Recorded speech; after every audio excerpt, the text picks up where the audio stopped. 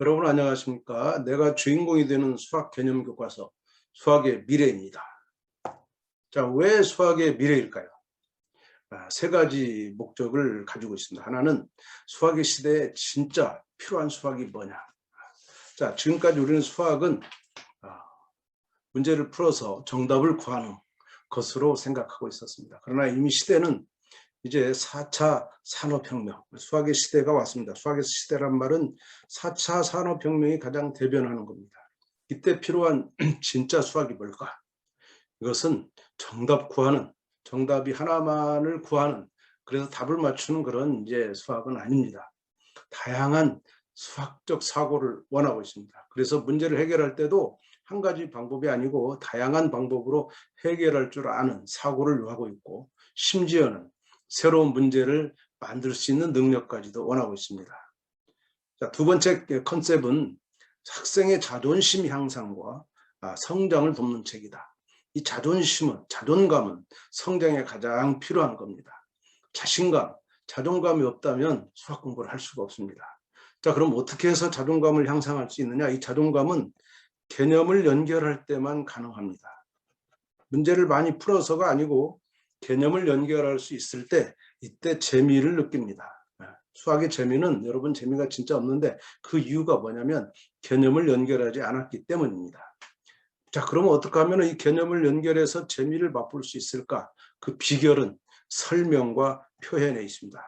설명과 표현은 이 책을 어떻게 구현하고 있는가 안에 들어가서 자세히 설명드리도록 하겠습니다. 자, 그리고 세 번째 컨셉은 스스로 수학을 발견하는 기쁨입니다. 두 가지 키워드가 있네요. 스스로. 자기 주도를 강조하지만 어떻게 하면 자기 주도할까? 자기 주도를 시키는 게 아니고 스스로 수학을 발견하는 기쁨입니다. 자, 우리는 지금 급하다고 남에게 수학을 배우고 있습니다. 성인에게 수학을 배우고 있습니다. 남에게 배우는 수학, 빨리 배우는 수학은 이 발견하는 기쁨이 있을 수 없습니다. 빨리 배우는 것보다 천천히 늦어도 혼자 힘으로 천천히 소화하면 결과적으로 더 빠르다라는 것이 이 책의 철학입니다. 여러분, 이 책은 혼자 공부하는 책입니다. 혼자서 공부할 수 있는 여러 가지 장치를 뒀습니다. 자, 그러면 수학의 미래는 어떻게 사용할까? 수학의 미래는 기본적으로 예습용입니다. 예습은 언제 하느냐? 선행학습이 아니고 학교 수업보다 1, 2주 전에 하는 겁니다. 그래서 예습을 통해서 학교 수업에 적응할 수 있어야 됩니다. 그리고 거기서 끝나면 안 되고 다시 복습할 수 있도록 이렇게 3단계로 구성되어 있고 여러분도 3단계로 공부를 해야 됩니다. 모든 공부는 학교 수업에 맞춰서 예습과 수업과 복습 이렇게 이루어져야 됩니다.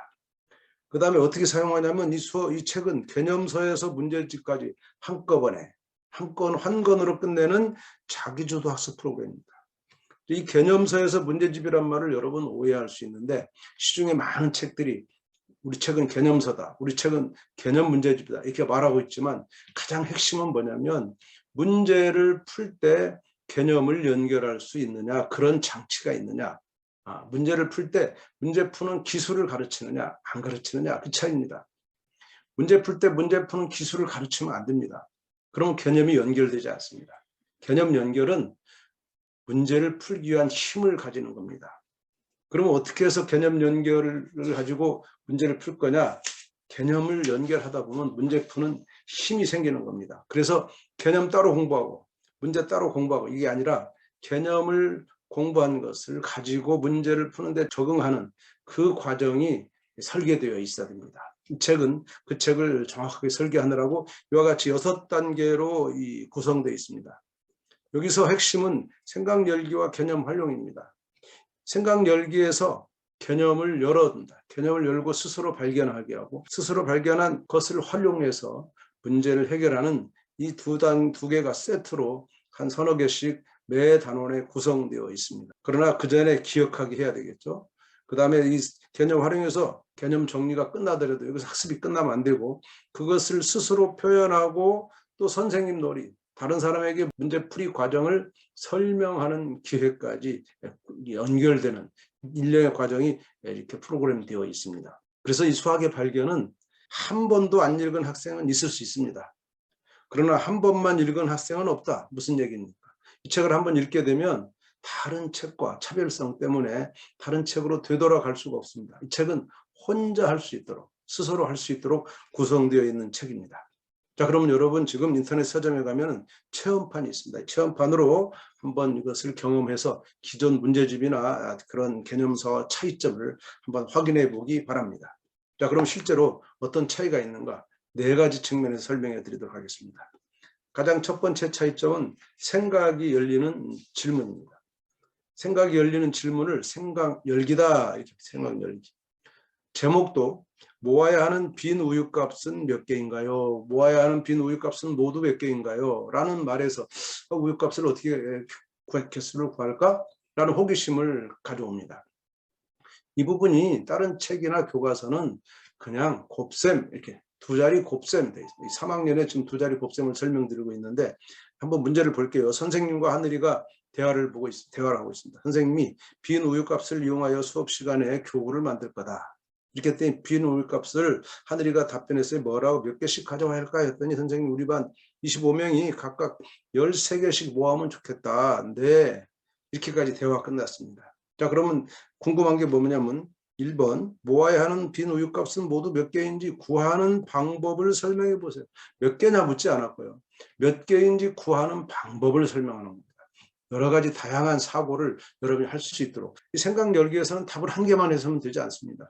여러 가지 생각을 가능한 한 많이 해내면 좋을 것이고, 만약에 친구랑 같이 공부하면 또 친구랑 같이 따로따로 생각을 할 수 있겠죠. 자, 어떤 학생은 여기서 덧셈을 할 수 있습니다. 덧셈. 자, 25명이 13개씩이니까 13개를 25번 더 할 수 있습니다.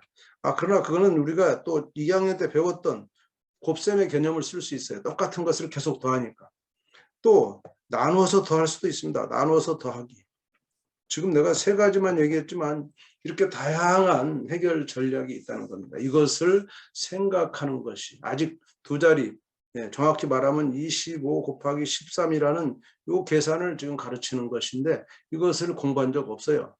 그러나 지금 이 질문에 의해서 실제적인 상황에 의해서 우리는 이것을 구할 수 있는 다양한 아이디어를 생각할 수 있다. 그 생각을 열어두는 거예요. 여러분이 생각이 열어져야 그 다음 이 개념을 만들어내서 정리할 수 있는 겁니다. 바로 이어지는 것이 개념 활용입니다.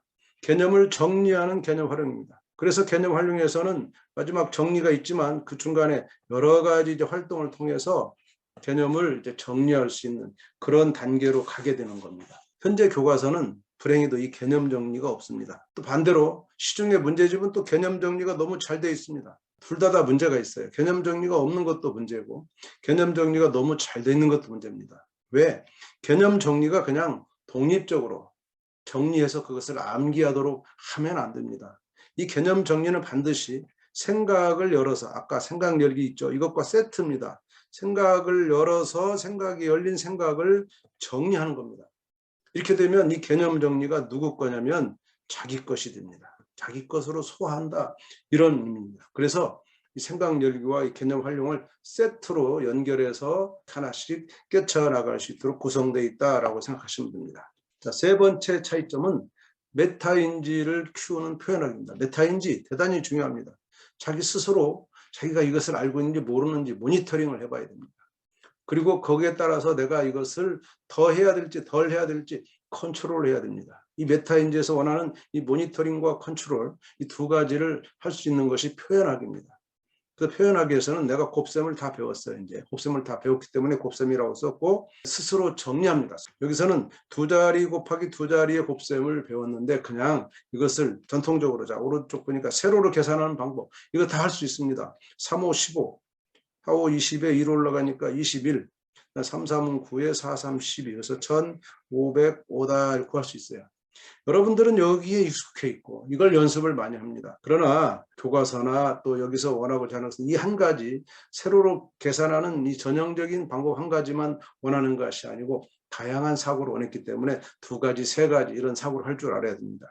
그래서 교과서에서 강조하고 있는 이 모는 종이를 이용하는 방법을 한번 해봐라 하는 것이 또 하나 여기서 스스로 정리하는 겁니다. 그럼 43을 40까지 와서 3칸 더 그다음 35를 세로로 30까지 와서 5칸 더 해가지고 35 곱하기 43 이렇게 모는 종이를 잘라서 이것을 계산하는데 그냥 하는 것이 아니고 30으로 자르고 또 40으로 잘라서 결국은 4등분 하는 거죠. 자, 이렇게 해서 모는 종이의 그 눈의 개수를 구하는 건데 이것을 잘 보면 3학년에서는 알 수 없지만 나중에 5학년에 가면 이것이 바로 사각형의 넓이를 구하는 기본 개념이 됩니다. 사각형의 넓이는 가로 세로 1cm인 그러한 단위 넓이를 개수를 구하는 겁니다. 단위 넓이를 개수를 구하다 보니까 가로 곱하기 세로라는 개념이 생겨나는 겁니다.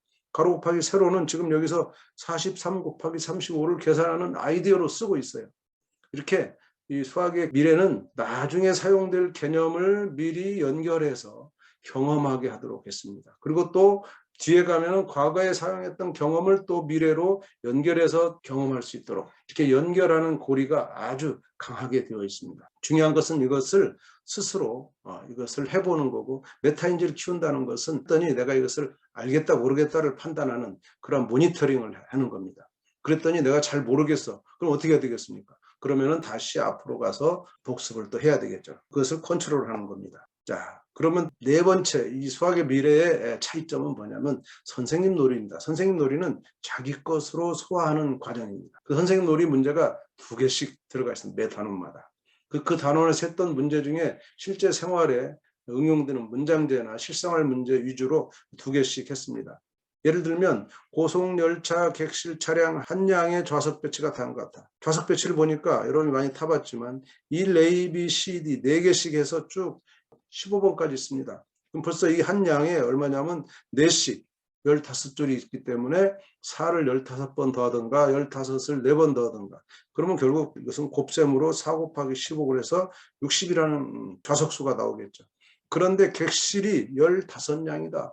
그러면 좌석이 모두 몇 개냐? 그러면 다시 또 60개씩 15량이니까 60 곱하기 15 해가지고 이 계산하면 이제 900석이 나오겠죠. 이렇게 고속열차 한 고속열차에 900석이 있다는 것을 알 수 있는 요 과정을 계산할 수 있습니다만은 이것을 말로 다른 사람에게 설명하라. 그러면 설명할 때 누구한테 설명합니까? 나 다른 사람이야. 다른 사람이 누가 있습니까? 집에 부모님이 계시죠. 또 동생이 있을 수 있죠. 형이 있을 수 있죠. 이렇게 가족에게 설명하든가 아니면 이웃에 나랑 같은 학년에 내 친구가 있다면 친구에게 설명하는 과정도 좋습니다. 자, 오늘 우리가 수학의 미래에 대해서 간단하게 설명드렸습니다. 수학의 미래는 이렇게 다른 기존의 문제집이나 기존의 개념서와 차이점을 가지고 있고 그 차이점은 명확하게 드러나고 있습니다. 여러분 수학의 미래로 혼자 스스로 공부하는 자기주도 학습 힘을 키워주기를 바라겠습니다. 수학의 미래가 여러분의 미래를 보장해 주기를 바라겠습니다. 감사합니다.